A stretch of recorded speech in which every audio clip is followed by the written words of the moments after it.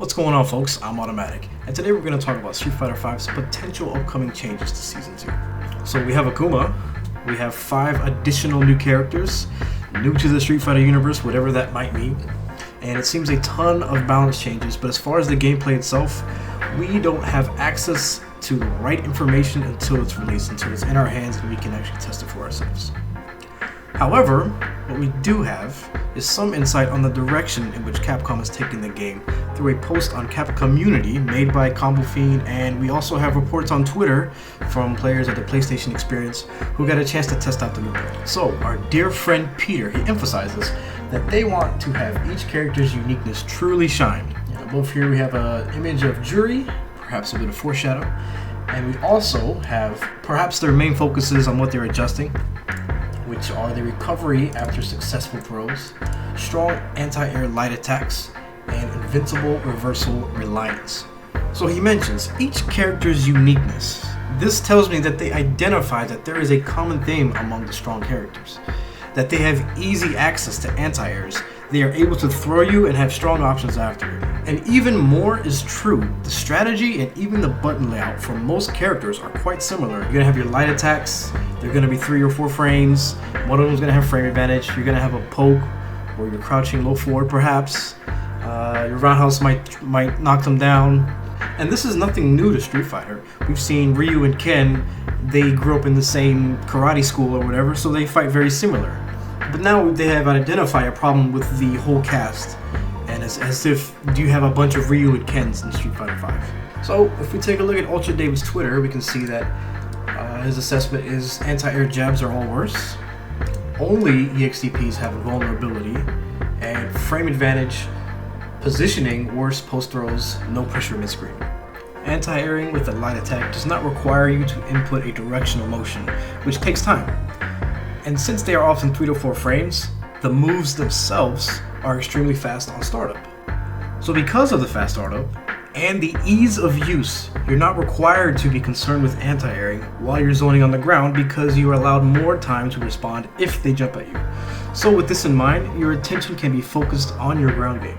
I think that although light attacks uses anti-air, it's not unbalanced per se, but it's not exactly visually stimulating either if you compare it to, say, Ryu's Dragon Punch. I feel it's also more intelligent and skillful to demonstrate the delicate struggle between the ground and the air in Street Fighter.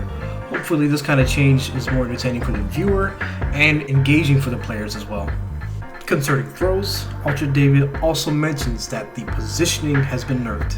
Maybe not across the board, but this could also mean that the amount of time a character is knocked down is decreased, and therefore there is less offensive pressure to follow.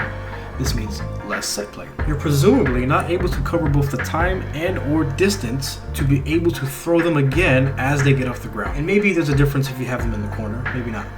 But this falls in line with the idea that the developers are looking for more interesting interactions outside of the knock your opponent down and make them guess.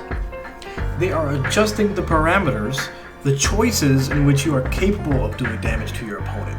This is also evident in the alleged universal change to invincible reversals, now costing an EX meter. We also see here that Justin Wong confirms this change and Nikali is unable to use Raging Light as a reversal, unless he spends EX meter.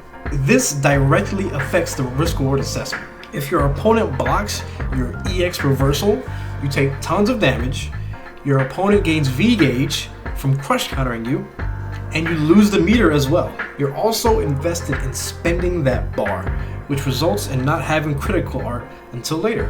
You're also invested in not having access to a reversal if it's your only bar. It also weakens the effectiveness of Wake Up Jab because the opponent has no reason to block if you have no meter at all. But also consider, it could also be the case that if you throw them, you can't pressure them anyways due to the nerf that Ultra David mentions.